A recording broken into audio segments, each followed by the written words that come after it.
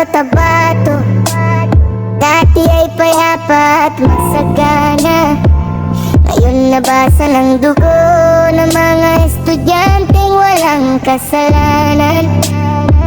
Sa loob ng paaralan, dapat dito natututo at nagkakasiyahan. Biglang naging lugar ng takot, buhay ay biglang inalisan.